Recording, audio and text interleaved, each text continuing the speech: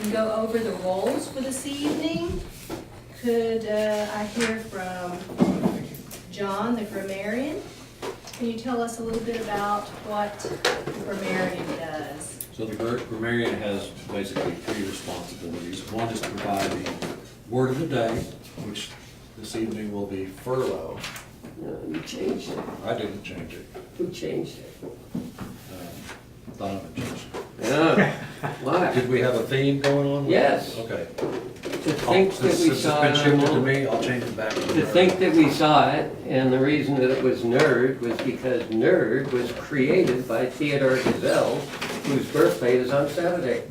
Ah, Or is it Sunday? and that's Saturday or Dr. Sunday. Seuss? Yes, that is correct. Yeah, That's where the word comes from. It's actually a Dr. Seussian word. I like it. Nerd is? Mm-hmm. Who knew? What book would that be? I don't know which one. I would have to look. But The word of the it day is a nerd. derivative of one of the words that, or at least in the dictionary, it says that there is some controversy, but they're pretty sure that it was Dr. Seuss that created the term nerd. I'm not familiar with the word nerd. What does it mean? Do you have a mirror? We have a mirror. I don't think that's quite right. I That's don't have internet inappropriate, access. inappropriate. And Donovan, can we Listen, Well, hang on, say? hang on a second, I'm not through yet. Okay. I still have the. Well, I just want to say to Donovan, can we use furlough next week? Yeah, that's Is that okay? We will use furlough next week. Okay, Okay, I'll put that down on my list. good call. I'm also counting the use of crutch words such as, things like that. All right. And I believe I've Don, already heard it you're many times. going to be the timer. I've already said Can you it. tell us what Most your people don't know role what it means. is? My role as timer is gonna be to monitor the time that everyone is using for table topics, for prepared speeches, and for evaluations. And at the end, or the conclusion of the meeting, I will list out the times everyone had for their particular talk or speech. That way you'll know if you got it within the allotted time. Okay. Oh, and I'll let you know accordingly whether, when you've met minimum satisfactions or when you're getting close towards the end and then when you've exceeded it. And who will be doing table topics tonight? Donovan, yes. Tell us about your role as table topic master. Table Topics Master was merely, I'll tell you the topic, it's merely like an impromptu speech. Thank you. Okay, impromptu. And feel free to join in if you're a guest. Don, have you joined, or are you still an honored guest? Go ahead. You've joined? Okay, all right. Okay, and so the next person we have up for tonight, I believe, correct me if I'm wrong, Cody, Heather will be giving the educational overview. Or are we gonna do that at the end? We typically do it at the end, at like 7:30. Okay, all right. So those are all the jobs that we, oh, the roles. Jit, are you the Evaluator. You're the evaluator. You forgot the evaluators. Oh, Okay. my bad. Well, as general evaluator, I Okay. do a general evaluation of He's the gonna be meeting the as a general whole, evaluator, okay. and then I introduce I the didn't see it, didn't know. speech evaluators, the timer, the grammarian, all counter, to do their evaluations of meeting. All right. And then we have the speech evaluator, and that would be Lawrence. I'm going to be the speech evaluator. The speech evaluator will evaluate the speech based on the criterion of that particular project that the person is in. Normally, they will give me this piece of paper that for the evaluation, and that's going to be Cody. Do you have your evaluation sheet? Well, we talked about Diego evaluating it last week before, and so Okay. I'd already given him all my stuff. Okay, so he's going to be the evaluator, not me. Okay, so he's going to be evaluating based on the criterion of that sheet. And just because I have it, I will tell you that the definition of a nerd is an unstylish, unattractive, or socially inept person, especially one slavishly devoted to intellectual or academic pursuits. See, that's what I was going for, was the latter part. Yeah. There And slavishly devoted to intellectual. Okay. Just I want thought you were to talking- clarify that. And that's why he's the looking in the whole mirror marriage. because he's attractive, is that what you're? One slavishly devoted to intellectual or academic pursuits. We'll go with There you that. go. Thank you Okay. for that definition. And if those are all the roles, then we will move on to the part of the meeting why we're here, why we're all here. Tonight's one and only speaker will be Cody Broussard. He will be speaking on researching and presenting preparing for a future workforce with AI, or artificial intelligence. And I was thinking, in 2001, that movie by Steven Spielberg came out, AI, where they introduced robots or artificial intelligence into a family unit, but yours is going to be in the workforce, so we'll be very anxious to hear what it's going to be like in the workforce. Thank you.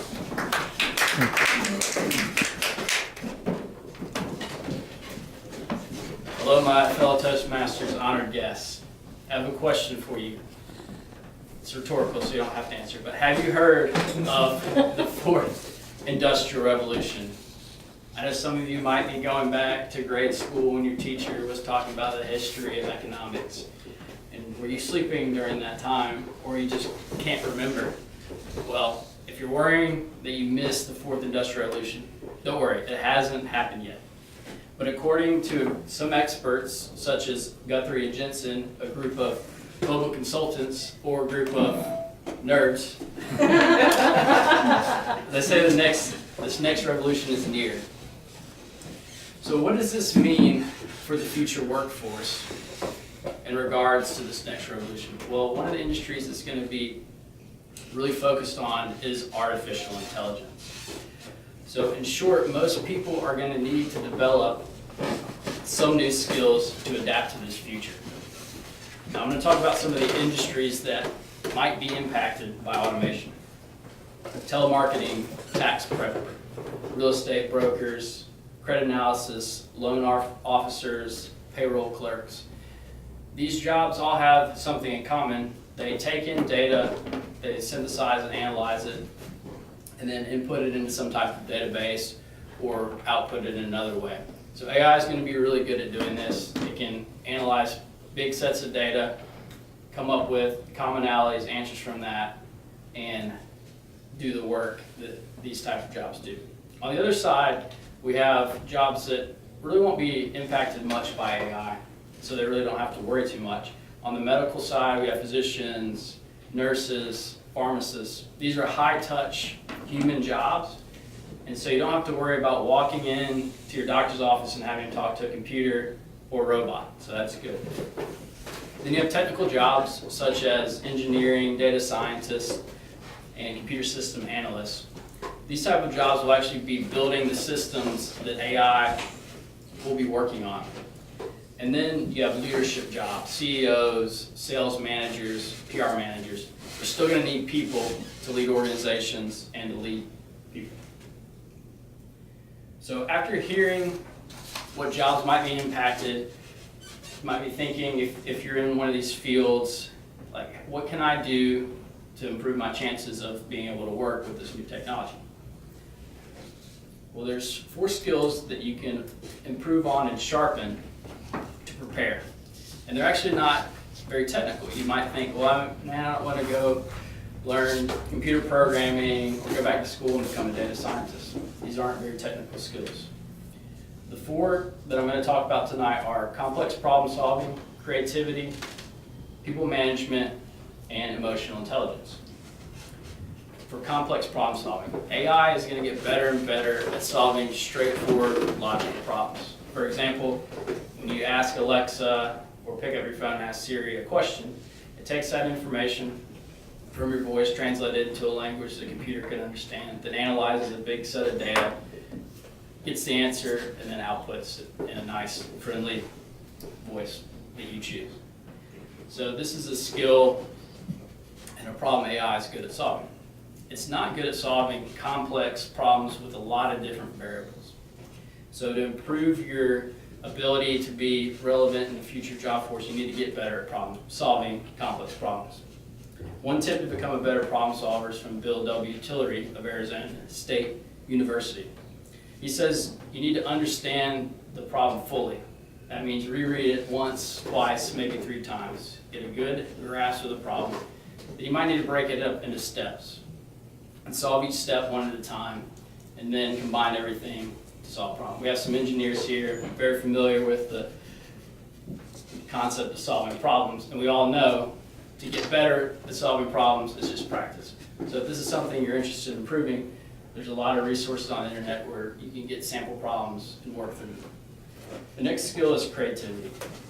So the arts have kind of gotten a bad name over the past 20 years as a field to study due to this technology revolution. We need a lot of programmers and engineers to push Web 2.0 forward.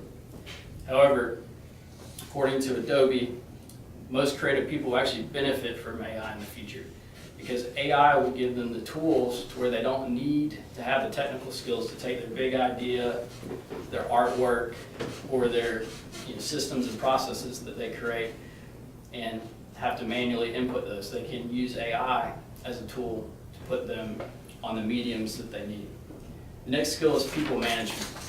Leadership skills and managing people have been a vital skill from the past. It's currently a vital skill now, and will continue to be a vital skill in the future.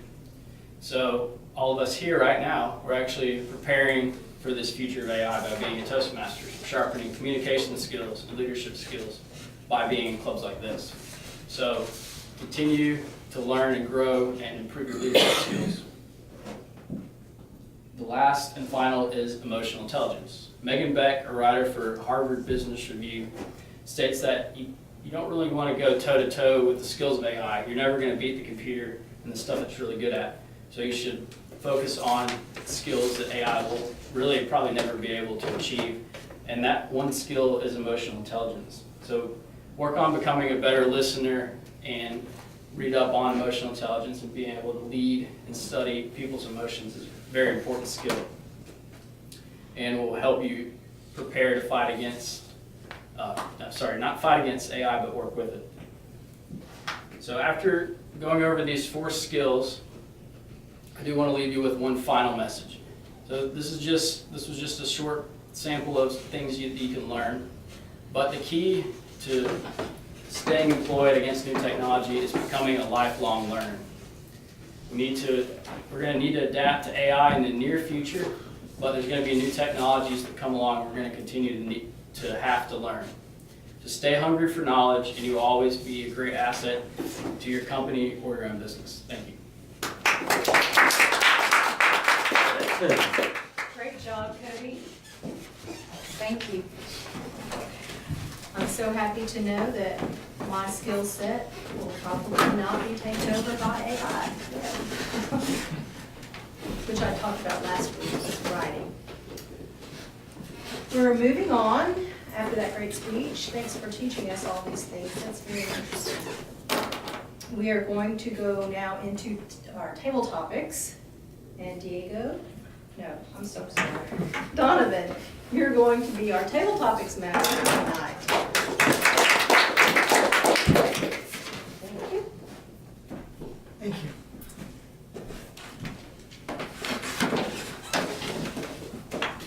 Okay. Anyone who wants to, please raise your hand. Okay. Your topic is going to be, what is your favorite number and why? Favorite number? Yes.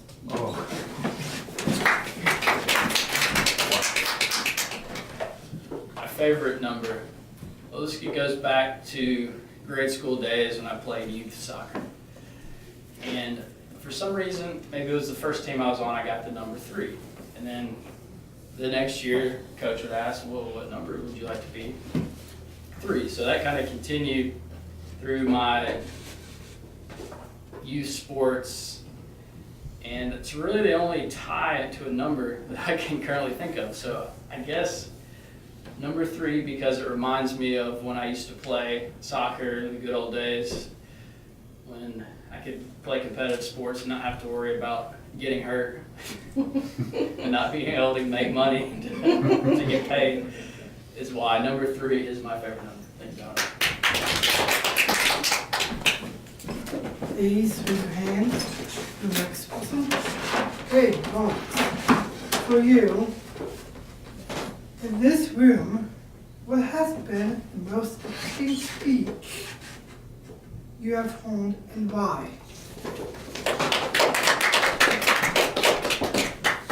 What is the most distinct It's in this room, what has been the most interesting speech you have heard and why?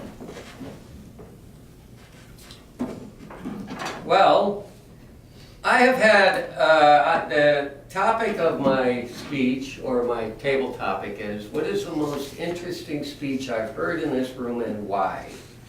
Well, I personally think that that's going to be very difficult for me to come up with, because there are so many nerds in this room who have given quite interesting speeches. But I think that possibly one of the most interesting speeches that I hear on a regular basis is going to be the icebreaker speeches, when people actually talk about themselves. The icebreaker speech, as we know, most of us know, for our guest, the icebreaker speech is a speech where you introduce yourself.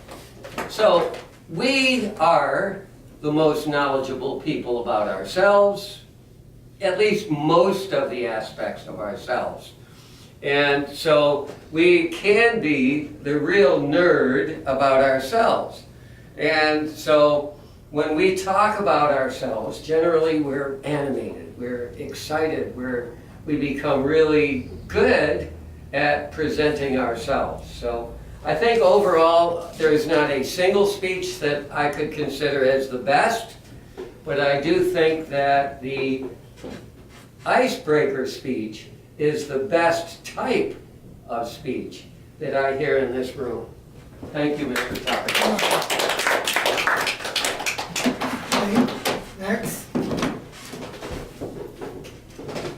Okay. If you had to stay a night in the desert and could only bring 5 things, what would they be?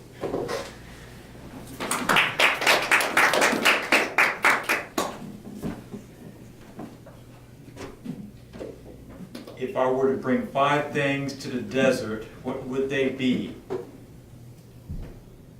Well, it's hard to think about. Well, first thing is water. That's number 1. Let's get that out of the way right now. Now, depending upon the circumstances in which I landed in the desert and ended up staying overnight, that could vary differently with the things that I would have. But if I were to pick 5 things, which water is one of them, I'll pick a good book, being the nerd that I am. That's number 2. That's 2 down. I got 3 to go. The third thing is maybe a tent or an umbrella, a big umbrella. Okay, that's 3. Or the tent makes 4. Number 5. Since I have a choice, it'd be a car full of gas so I can just drive off in the morning. Mr. Topic Master. Would you like to go next? Life is stressful. What is one thing you do to help What is one thing you do every day to help deal with your stress?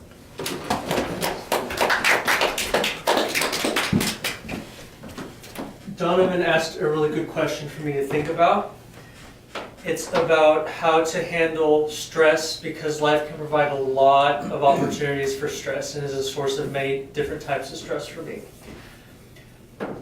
So I think my interest in addressing the stress eventually just happened because I realized that if I didn't continue to address these issues, then I would eventually just not become a happy person. I wouldn't want to. I would lose a sense of meaning or a sense of purpose, or I would get upset, and that's not a good way to live my life, I think.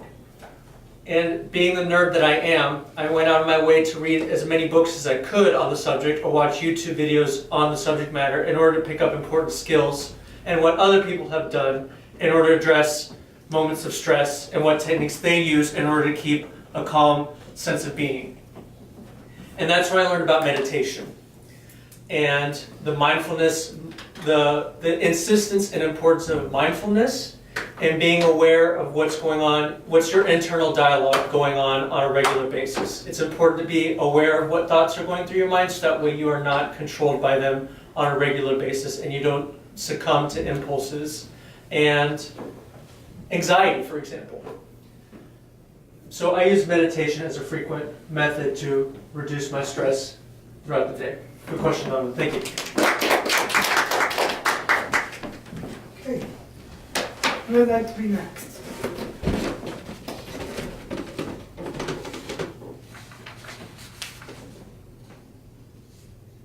Okay.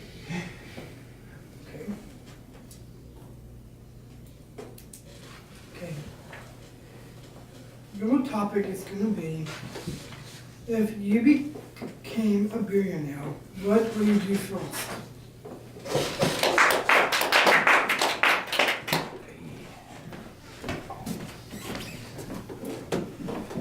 If I became a billionaire, what would I do first? Sorry, I have that mic. If I became a billionaire, what would I do first? I think the concept of money and finances approaches everybody in different ways.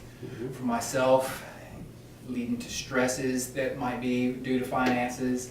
That could be from just normal life, things that you want to do.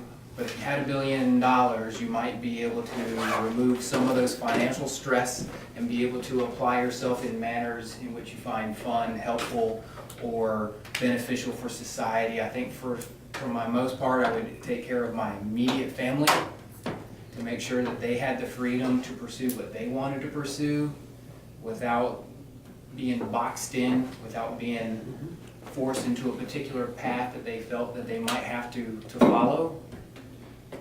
From there, I'm pretty certain that I don't need $1 billion,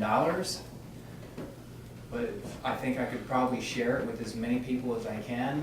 I would have to do research to find out as many opportunities that I think would be the most beneficial. And I don't know exactly what those would be, but I would find out.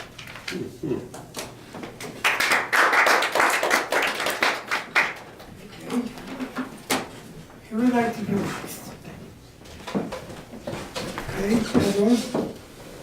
Your topic's going to be, if you were a time traveler, what time period would you go to first and why?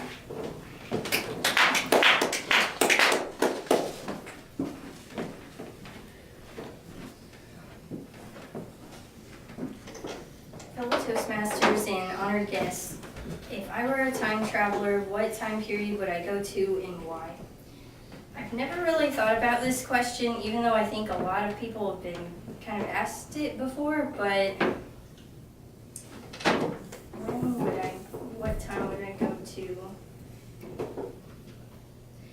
It might be kind of cool to go to back to the 70s, I guess, and just kind of like go hear these concerts by these musicians that I really like, such as Queen. I really like Queen, so like, besides that, if I were gonna travel, like do time travel, there's nothing that I really like want to do, but it might be cool to do something like to assassinate Hitler or something, but I don't know if I could do that. Even if I could time travel, I don't know if I would be able to do that. That's the only thing I can really think of. I don't really want to go to the future. I'd rather not know what happens. So that is what I would do if I were time traveling. The 70s were great. I enjoyed it. What I can remember. But you'd want to go back to 69, so you could be at Woodstock. How would Because you he was do there. that? Almost. I was that close. My friends talked me out of it. Who would like to come next? Okay, I guess I Okay. will. Your question is, when you were younger, what did you most want for Christmas that you never got?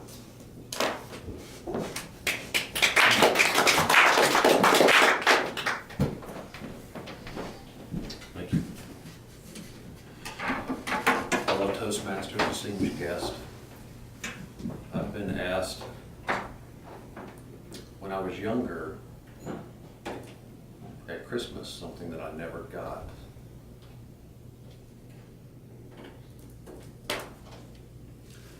I can't really think back exactly something that I didn't get, but I do remember I was probably 10 or 11, and I seemed a little upset about whatever it was I didn't get at the time because my siblings seemed to have gotten what they wanted, but I didn't. But I can't narrow it down to what it was. I'm sure it was something nerdy, because I'm such a nerd.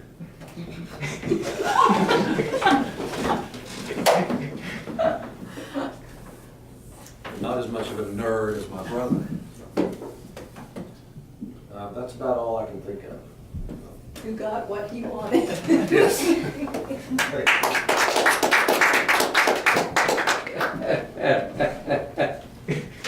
Okay, next.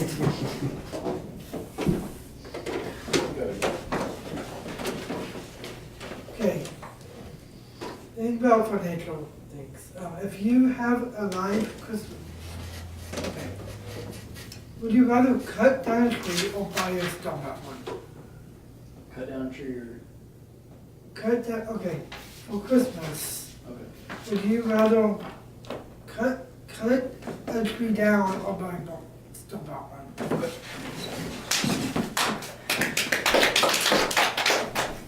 So you've asked the Christmas tree question to probably one of the least traditional Christmas people here right now. When I have a family and have kids and stuff, I'll have a Christmas tree. But probably to save time, because I'm big on maximizing my efficiency and time, I would say probably buy one, but maybe even go to the next step. I saw this company on Shark Tank where I can buy a live tree, and it's the same tree every time, and they'll deliver it to my house and set it up for me, and then when I'm done with it, I call them and they come and get it.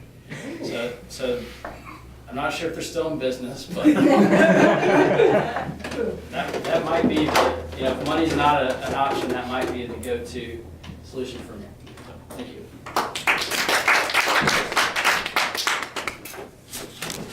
I'll go.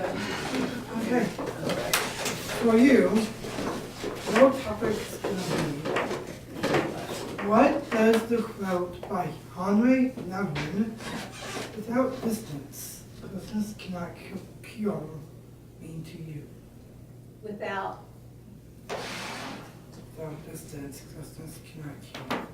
Without distance, closeness cannot cure me to you.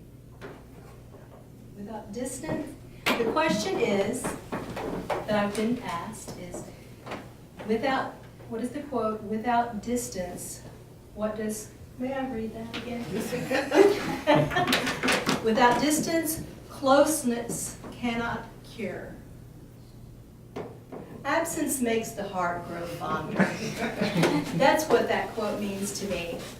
I've heard of, is it Henri or Henry? Doesn't matter. Henry VIII.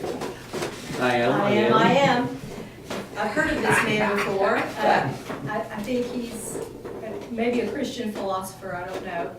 But I believe it is true that sometimes we can all have a bit too much of one another, since we're kind of on a Christmas theme. At times during the Christmas holidays, when we're all together with our family, as nice as it is to come together and to be together, about 3 or 4 days after being in close proximity to one another, I believe that we all want a little break. And so I believe that that's a very good sort of a representation of without distance, closeness cannot cure. So I believe that absence does make the heart grow fonder. Okay, who would like to go next? Okay. Thank you. What's wrong with the neck? Thank you. Good job, Donovan. Those were Very some good. very interesting topics that we had tonight. I think that you saved the big stumper for the last. So thank you so much for that. Moving right along from table topics, now we're going to ask Maurice to come up to do his general evaluation. All right, fellow Toastmasters and honored guests. As general evaluator, I give the general evaluation of the meeting. The meeting started on time. We went right through club business, and then went through from club business to the Toastmaster. Toastmaster introduced the only speech of the night, which was a good speech by Cody on artificial intelligence, AI. And then we had a nice table topic session conducted by Donovan. Now at this time, I would like to introduce the evaluator for Cody's speech, Diego. Thank you so much, Maurice. Hello, everyone, and honored guests. I had the great pleasure of evaluating Cody's speech tonight. It was a very relevant speech, something that we in our society cannot ignore, because AI is only getting more intelligent year by year, and that's going to cause a real huge shakeup in the economy. And so it's important for as many people to know about how we can adapt to the new economy that is underway, whether we are a part of it or not. I really liked a lot of good communication skills coming through in Cody's speech tonight, for example. I thought it was really good. You really listened to Susan's suggestion last week about starting off with a rhetorical question. I think that was a really great way to start off the speech, to make everyone think about, I've heard about this topic before, now how is Cody going to expand on it more? So I thought that was a really great opening to your speech. I think one area of improvement that I would like to suggest is adding more vocal variety to your next speeches. You've maintained a really good, calm attitude up here on the lectern. Yes, the lectern. And that was really fantastic to see. You clearly have a good presence on stage, and this is not the first time you've given a speech before, which really shows, which is really fantastic to see. I really liked how you spoke at a very reasonable rate. I couldn't think of a time where you were unclear in what word you were saying at a time. So I think that was a really fantastic job.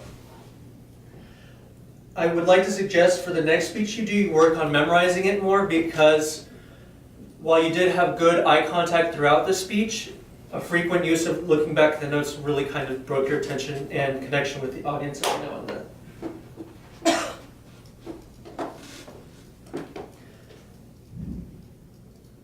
And I also really liked in your speech you pointed out that developing emotional intelligence and good leadership skills can be accomplished by being involved in Toastmasters. So I really liked how you were able to connect how being involved in Toastmasters is a good way to adapt to this new economy that we're going to be a part of in the future. And then my final remark I want to share is think about getting more ways to get the audience involvement. I think you started a really good habit of asking a rhetorical question, but now take it a step further. Maybe next time pose a question and ask people to do a show of hands next time. So my overall evaluation of the speech was, this is really well done, Cody. Clearly, this is not the first speech you have given, and it's really been wonderful to see your development as a Toastmaster, and we're definitely looking forward to the next speech you give on whatever topic you pick. I'm gonna turn it back to the general evaluator. Thank you, Diego. At this time, we'll go over the times report by Dawn. Okay, thank you. So for tonight's times, we went through the table topics, prepared speeches, and a speech evaluation. And for Cody's prepared speech, he was timed at 6 minutes and 54 seconds, which is in a lot of time. Table topics, Cody was 1 minute and 2 seconds. Lawrence was 1 minute and 46 seconds. Maurice at 1 minute and 27 seconds. Diego at 1 minute and 32 seconds. Myself was at 1 minute and 21 seconds. Heather at 1 minute and 17 seconds. And Cody was 51 seconds. And Susan was 1 minute and 19 seconds. And for the speech evaluation, Diego was timed at 2 minutes and 50 seconds. All right, They thank did you. a fantastic job timing. Thank you, Dawn.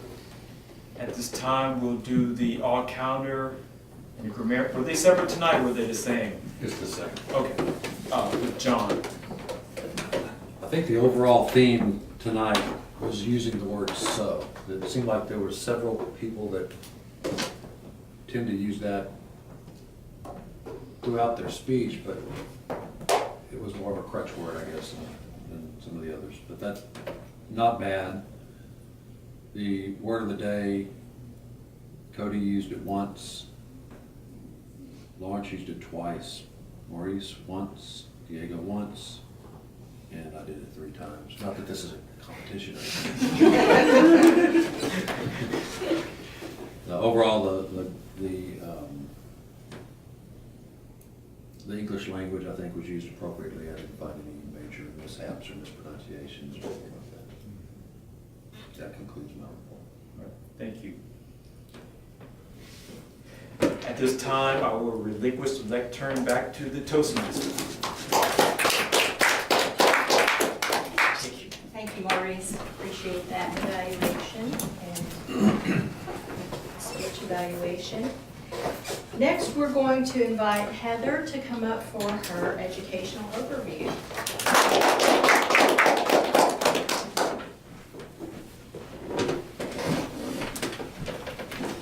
Tonight's educational overview comes from an article from this past Toastmasters magazine. And it's about using filler words, dropping crutch words. Crutch words typically have 2 attributes. 1, they are overused, and 2, they lack meaning. Simply knowing and counting your crutches might not be enough. For many, using filler words is so routine and reflexive that by asking them to stop saying or by counting the crutch words is like asking somebody to control their sneezing by counting every time they sneeze. So here are some tips to improve your use of crutch words or not using crutch words. 1, embrace the pause. Most public speaking experts agree that the best replacement for a crutch word is a deliberate pause. Benefits of pausing include that they create suspense, they slow down fast talkers, they demonstrate confidence, and they draw audience attention and give speakers the time they need to communicate with precision. The second tip is to slow down. Speakers often use filler words because their mouths are outpacing their minds and words are coming out erratically and nonsensically before the brain has a chance to organize them into points. But when speakers slow down, they have much more time to plan out the phrases that they want to use and those that they don't need. If you have trouble slowing down naturally, insert more deliberate pauses and raise your volume. Both are countermeasures to fast talking. The third tip is to know your point. When speakers don't have clear points, they're inclined to ramble. Crutch words are then generated to connect these rambling sentences and ideas. But if speakers prepare their points in advance and know them well, then they're able to start them efficiently and wrap up once they've successfully delivered them, making rambling and desperate connections less necessary. And then the last tip is just to practice. When you're nervous and anxious, saying anything, even a crutch word, may feel more comfortable than just saying nothing. But a comfortable and confident speaker has more control, enabling themselves to embrace pauses and avoid ahs and ums. Practice may not always make perfect, but it can give you the confidence to make good public speaking decisions. And to wrap up this educational overview, I'm going to talk about 3 ways that the ah counter or the grammarian can improve their role throughout a meeting. So number 1 is to say 5+ to indicate any speaker who uses a crutch word more than 5 times. This spares people the embarrassment of having their 16 ums or their 16 likes and 7 you knows broadcast to the world. A second tip that you may consider using is identifying each speaker's crutch words. Personally, I know mine is like. I was paying attention to it a lot when I was doing my table topics, and every time I heard it, it was kind of hard for me to continue and just say what I wanted to say, so I was trying not to use it. But if you can identify people's specific crutch words, then it can be better than knowing that they've said it however many times, 13 times, whatever.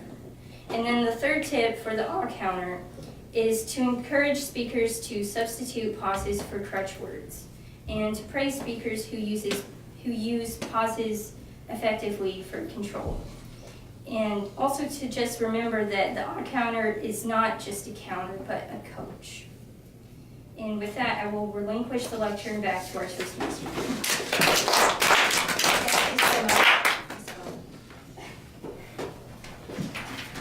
Thank you so much for that. I wish I had heard that much earlier. Maybe I wouldn't say it so much. Tonight, do we have any awards to give out? No awards? Do we have anyone who feels the need to come up and speak for 8 minutes? Would you like to? All right, come on up, Lawrence.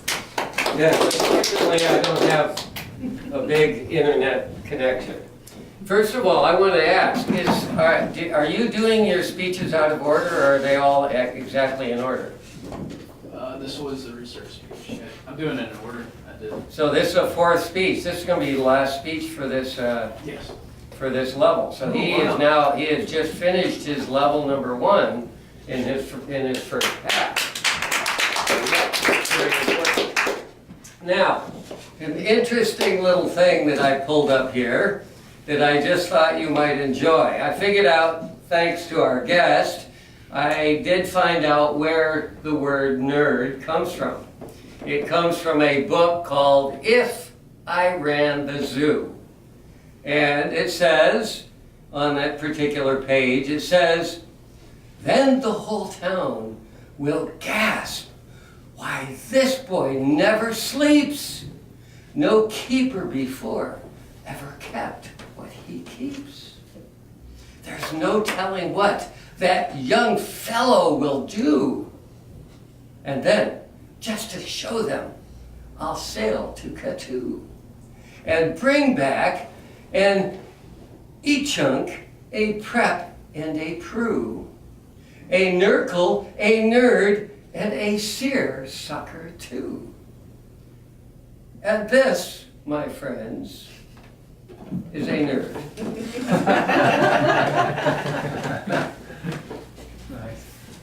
Thank you, Madam Coach.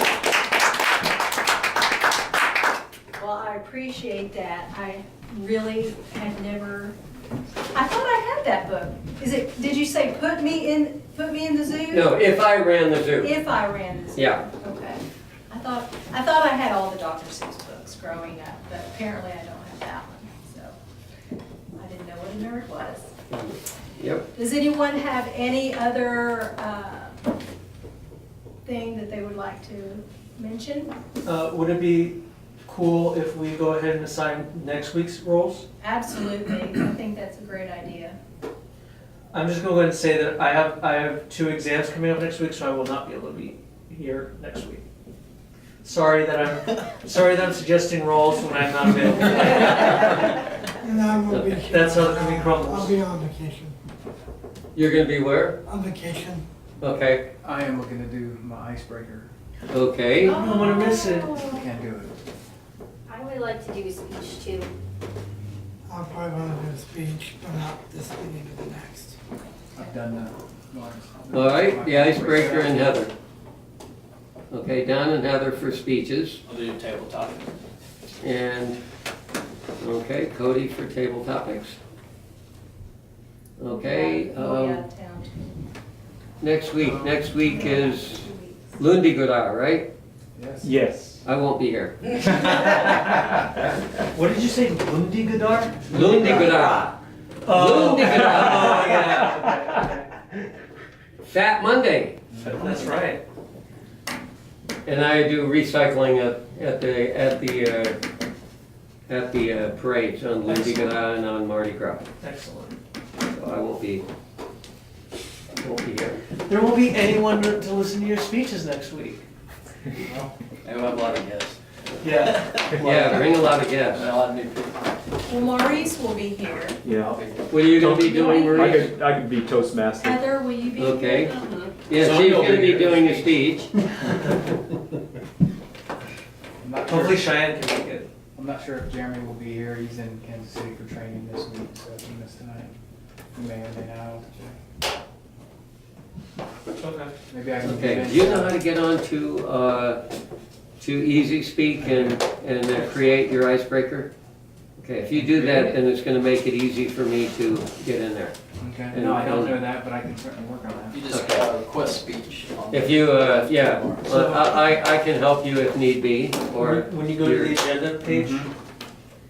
you look for this little button called request Okay, speech. anything else? Okay. Anybody else that's gonna be here that wants to, sign up for something? I think we got everyone. Okay. Do I turn over the lectern to you? Or at this time, I would like to Yeah, that's what, just go request away speech.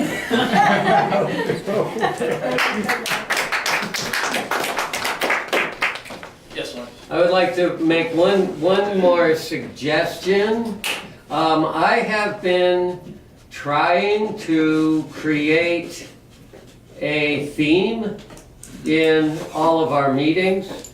And so if, for instance, you are going to be the table topics master, or if it fits, try to put a little bit of that topic in your speeches, in that theme. And seeing as our word of the day next week is going to be furlough, I guess we're gonna have to find something to do with prisons or something too.